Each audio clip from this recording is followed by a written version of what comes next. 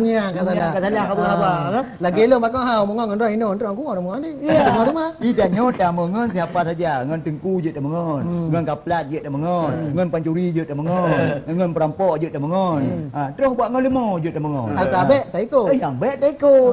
Tak mengon ngon lemo arti ji lemonya ni ji je ke ngon gede. Je ke dapat haji. Ngon ngaji.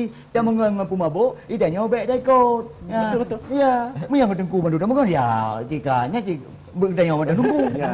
Lah dengku. Teku ke dah. Ya. Silakan bergaul.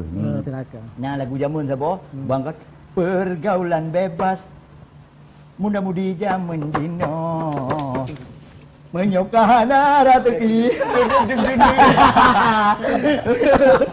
Jadi yang dimaksud pertemanan itu apa sebetulnya Pak Rusli? Hah? Yang dimaksud pertemanan itu? Ya, pertanyaan yang bagus.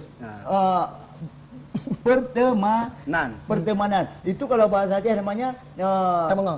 Tamengon. Bukan Tamengon, tamerakan. Tamerakan.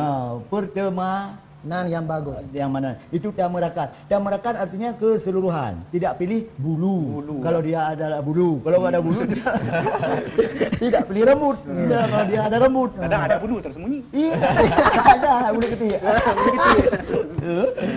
Itu namanya tamerakan. Ada juga istilah dalam bahasa Aceh. Tamerakan ngan sipalih. Harta ada habis, bidanya binasa. Iya. Yang lagi ada apa mana ni? Hai kapal